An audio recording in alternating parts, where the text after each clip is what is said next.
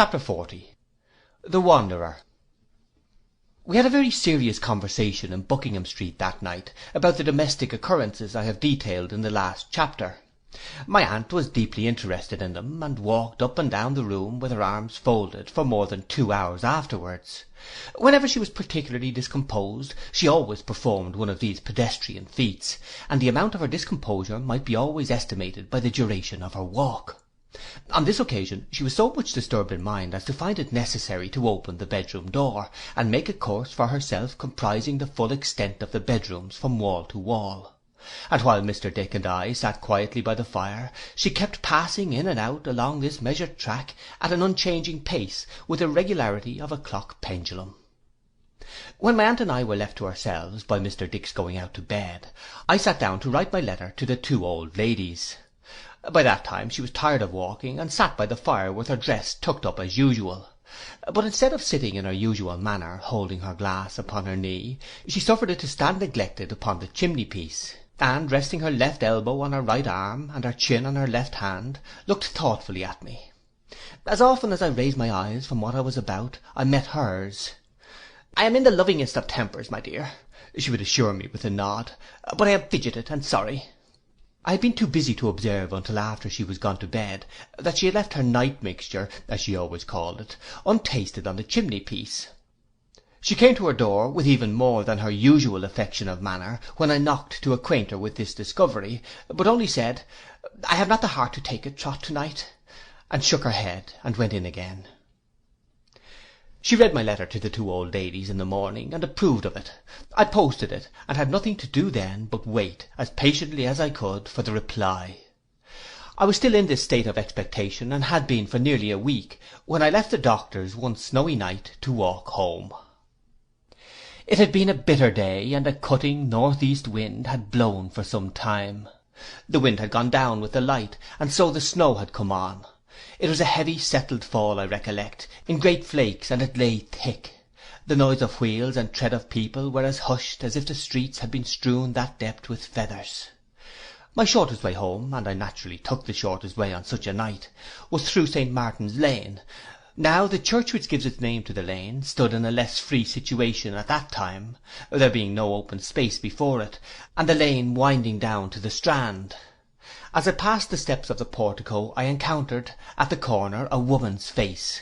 It looked into mine, and passed across the narrow lane, and disappeared.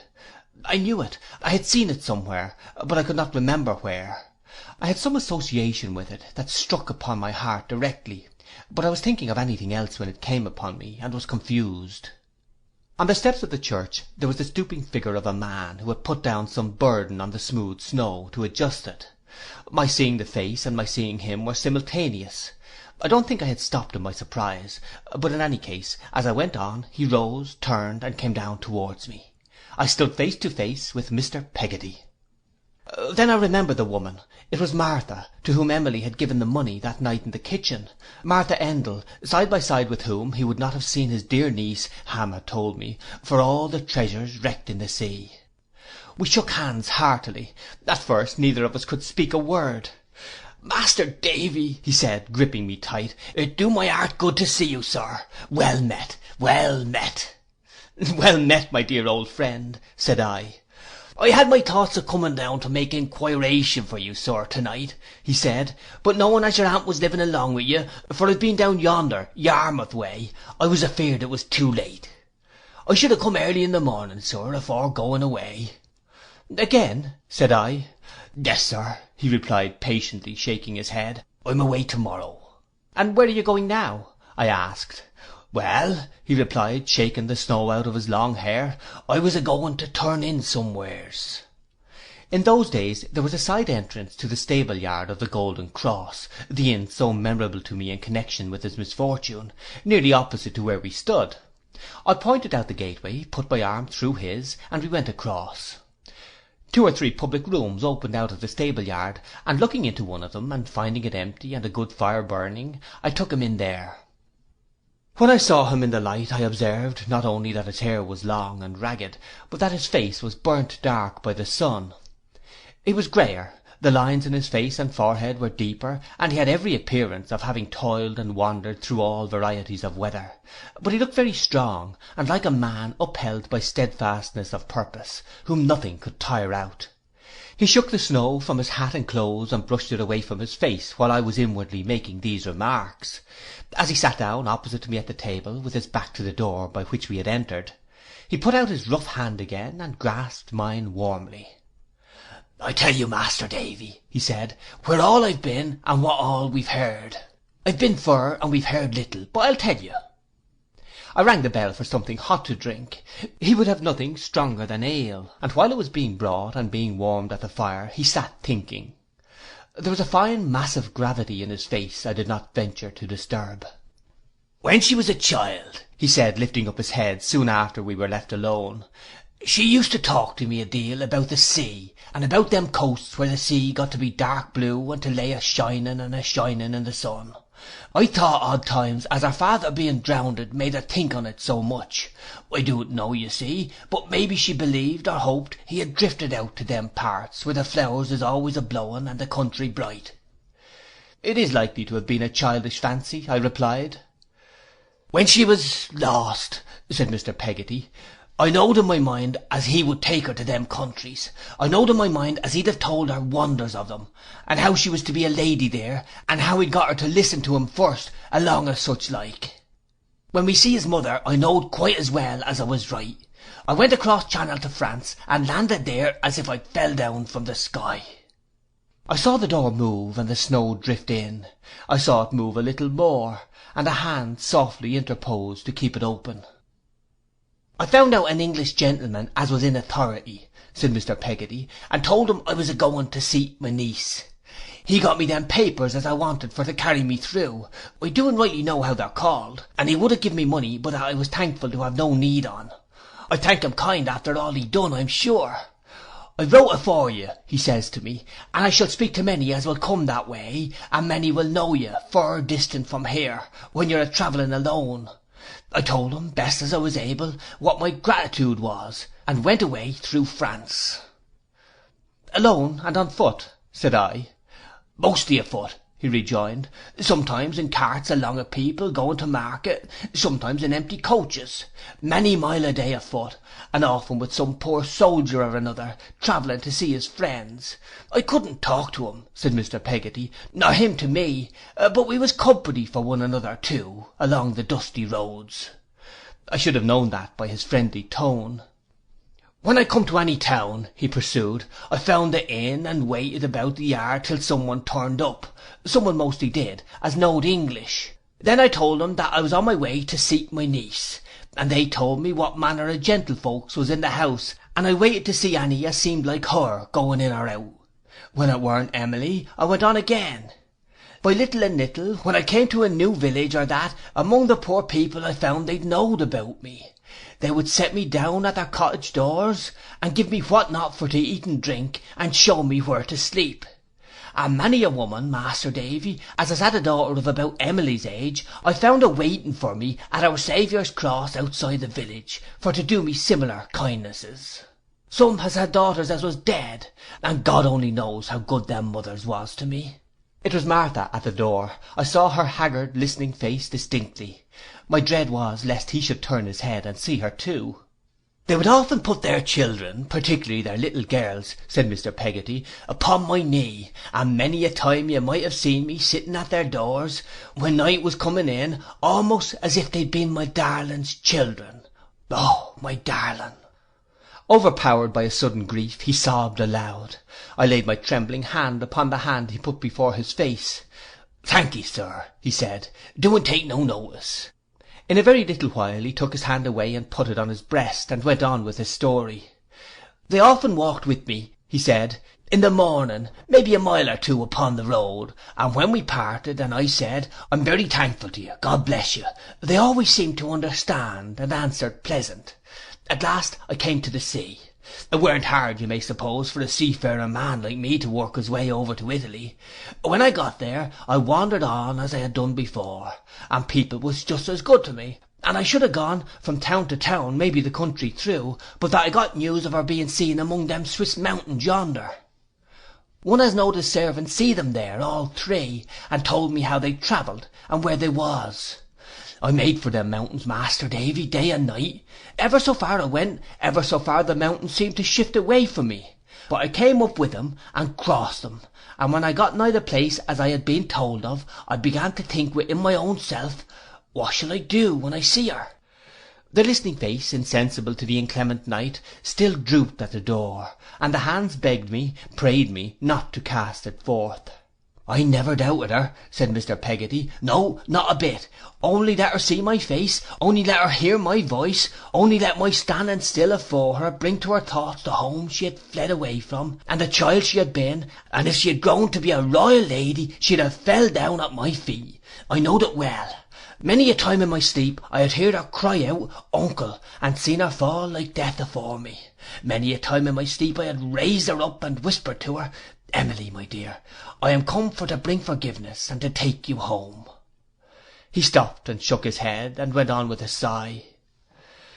He was nowt to me now. Emily was all. I bought a country dress to put upon her, and I know that once found she would walk beside me over them stony roads, go where I would, and never, never leave me more. To put that dress upon her, and to cast off what she wore, to take her on my arm again, and wander towards home, to stop sometimes upon the road, and heal her bruised feet, and her worst bruised heart, was all that I thought of now. I don't believe I should have done so much as to look at him. But, Master Davy, it weren't to be, not yet. I was too late, and they were gone. Where, I couldn't learn. Some said here, some said there. I travelled here, and I travelled there, but I found no Emily, and I travelled home. How long ago? I asked. A matter of 4 days, said Mr. Peggotty. I sighted the old boat after dark, and the light a-shining in the window. When I came nigh and looked in through the glass, I see the faithful creature Mrs. Gummidge sitting by the fire, as we had fixed upon, alone. I called out, Don't be afeard, it's Dan'l, and I went in. I never could have thought the old boat could have been so strange. From some pocket in his breast he took out with a very careful hand a small paper bundle containing 2 or 3 letters or little packets, which he laid upon the table.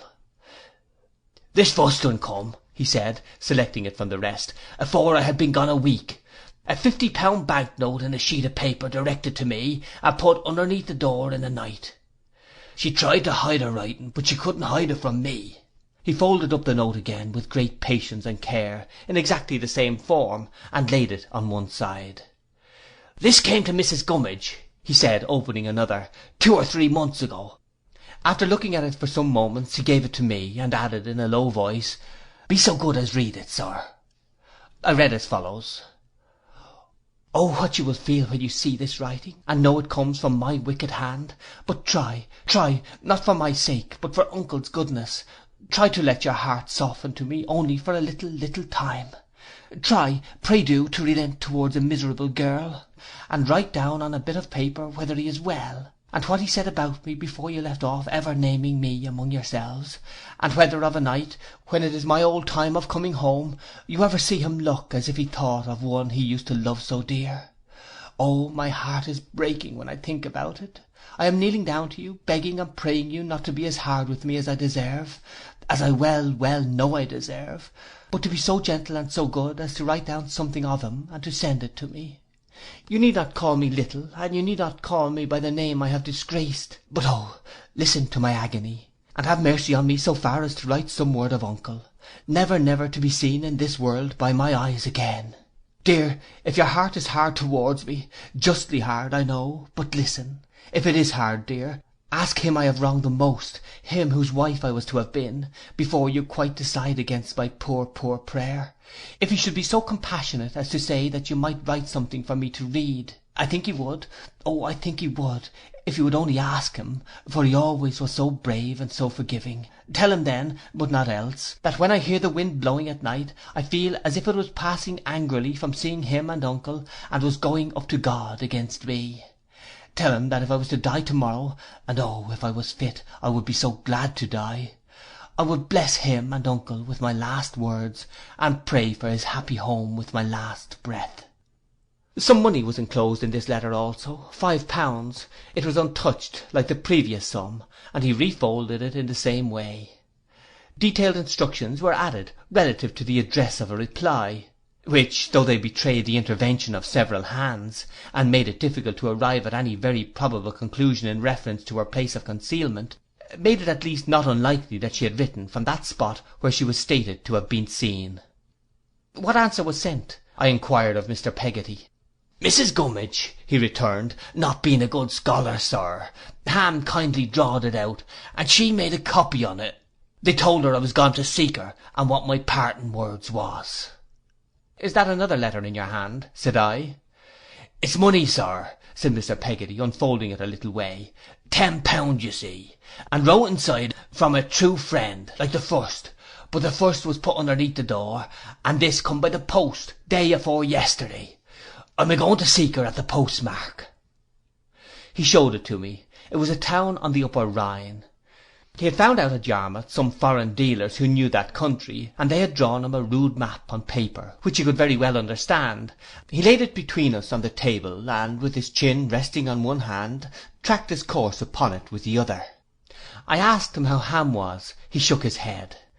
He works, he said, as bold as a man can. His name's as good in all them parts as any man's is anywheres in the world. Anyone's hand is ready to help him, you understand, and his is ready to help them.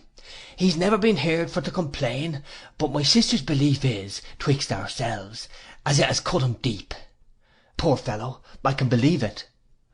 He ain't no care, Master Davy, said Mr. Peggotty in a solemn whisper. Kinder no care nohow for his life. When a man's wanted for rough service in rough weather, he's there. And when there's hard duty to be done with danger in it, he steps forward afore all his mates. And yet he's as gentle as any child. There ain't a child in Yarmouth that doesn't know him. He gathered up the letters thoughtfully, smoothing them with his hand, put them into their little bundle, and placed it tenderly in his breast again. The face was gone from the door. I still saw the snow drifting in, but nothing else was there. Well, he said, looking into his bag, I haven't seen you tonight, Master Davy, and that does me good. I shall away betimes tomorrow morning. You've seen what I've got here, putting his hand on where the little packet lay. All that troubles me is to think that any harm might come to me afore that money was give back. If I was to die, and if it was lost or stole or elseways made away with, and it was never known by him but what I took it, I believe t'other world wouldn't hold me. I believe I must come back. He rose, and I rose too. We grasped each other by the hand again before going out. I'd go 10,000 mile, he said. I'd go till I drop dead to lay that money down afore him. If I do that, and find my Emily, I'm content. If I do'n't find her, maybe she'll come to hear some time as her loving uncle only ended his search for her when he ended his life, and if I know her, even that'll turn her home at last. As he went out into the rigorous night, I saw the lonely figure flit away before us. I turned him hastily on some pretence, and held him in conversation until it was gone. He spoke of a traveller's house on the Dover road, where he knew he could find a clean, plain lodging for the night. I went with him over Westminster Bridge, and parted from him on the Surrey shore. Everything seemed, to my imagination, to be hushed in reverence for him, as he resumed his solitary journey through the snow. I returned to the inn-yard, and, impressed by my remembrance of the face, looked awfully around for it. It was not there. The snow had covered our late footprints. My new track was the only one to be seen, and even that began to die away, it snowed so fast, as I looked back over my shoulder. End of chapter 40.